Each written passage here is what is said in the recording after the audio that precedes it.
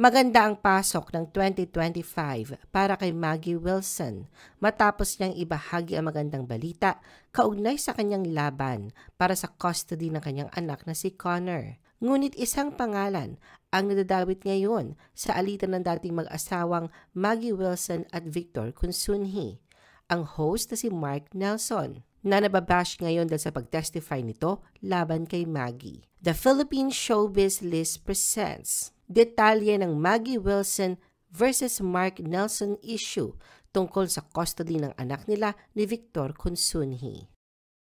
Maggie won the case. Sa pamamagitan ng isang serye ng Instagram stories noong January 18, 2025, inilahad ni Maggie na ang Family Court ng Republika ng Pilipinas ay tumanggi sa petisyon ng kanyang dating asawang si Victor Consunji na humihiling ng temporary at permanent protection order laban sa kanya.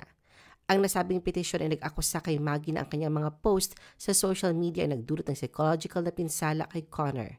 Subalit tinanggihan ng korte ang mga aligasyon.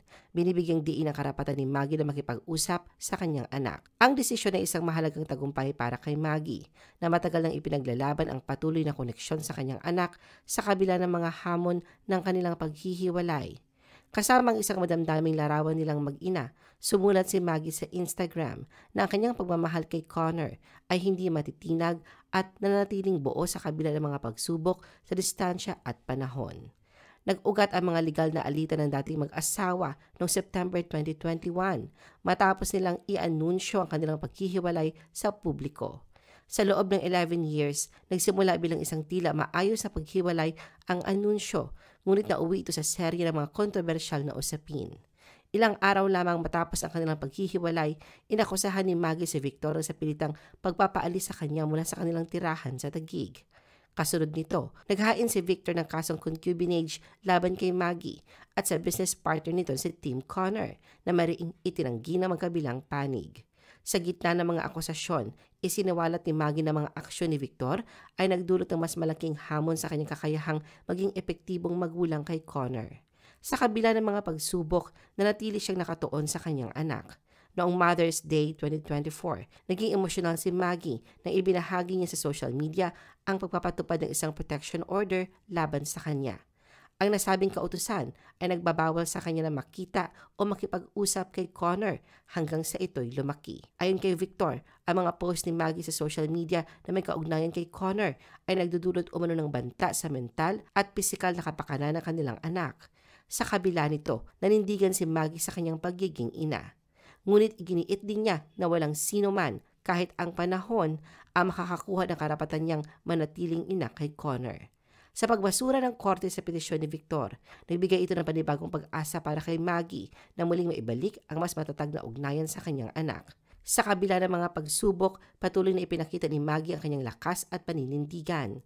Sa kanyang social media, ipinakita niya ang kanyang pasasalamat sa mga taong sumuporta sa kanya sa gitna ng mga hamon, lalo na sa presiding judge at sa family court para sa naging desisyon na binigyang diin ang kahalagahan ng hustisya at katarungan.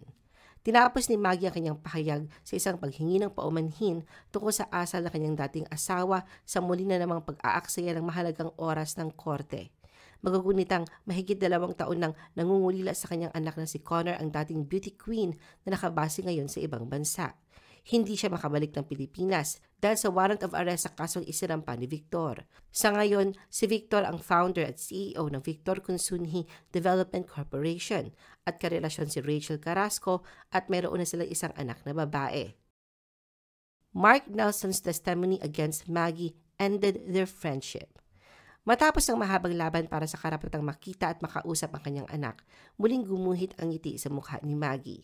Sa isang emosyonal na Instagram post, ipinahayag ni Maggie ang kanyang legal na tagumpay laban sa dating asawang si Victor.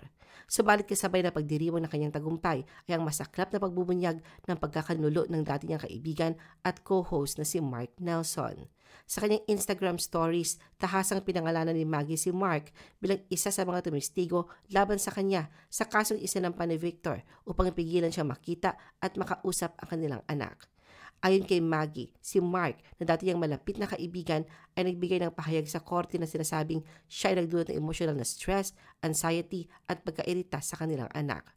Ang pagbubunyag na ito ay nagdulot ng samut-saring reaksyon mula sa publiko, lalo na sa mga fans ni Maggie na agad na naglabas ng suporta sa social media. Sa kabila ng mga aligasyon at testimonya, mariing pinabulaanan ng Family Court ng Republika ng Pilipinas ang petisyon na inihain ni Victor at na kanyang legal counsel. Ang nasabing petisyon ay naglalayo ng temporary at permanent protection order laban kay Maggie sa ilalim ng Anti-Violence Against Women and Their Children Act of 2024. Layunin ng petisyon na pagbawalan si Maggie na makausap o makita ang kanyang anak batay sa akusasyong siya'y banta sa mental at pisikal na kapakanan nito.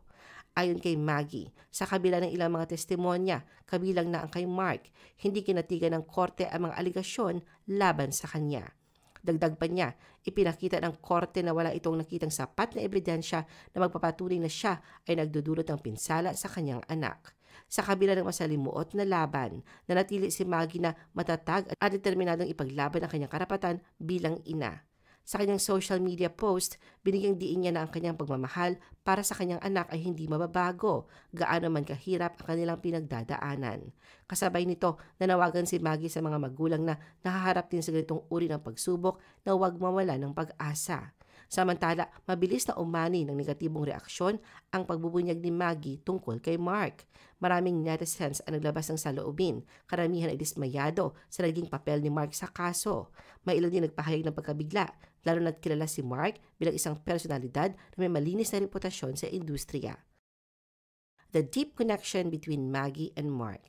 Sa pagsisimula ng summer noong April 2018, inanyayahan ng Metro Channel ang mga manonood na tuklasin ang magagandang dalampasigan ng Pilipinas sa bagong travel show na Beached. Pinangunahan ito ng magkasanggang host na sina Maggie Wilson at Mark Nelson na parehong kilala bilang Fitspirations at beach enthusiast. Sa Beached, pinasyalan ni Maggie at Mark ang ilan sa mga pinaka-the best na destinasyon sa Pilipinas, tampok ang mga kahangahangang tanawin, world-class accommodations at iba't ibang aktibidad na maaaring maranasan sa mga isla.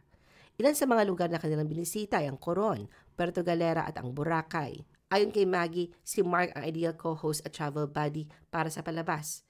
Ipinahayag niya na matagal na silang magkaibigan, mahigit 15 years na kanilang samahan. Bilang patunay na kanilang malapit na pagkakaibigan, pinili pa ni Maggie si Mark bilang isa sa mga ninong ng kanyang anak. Ngunit noong 2021, pinalitan ng beauty queen na si Christy McGarry, si Maggie Wilson bilang co-host ni Mark sa Beached. Sa ngayon ay wala pang pahayag si Mark Nelson tungkol sa issue nila ni Maggie.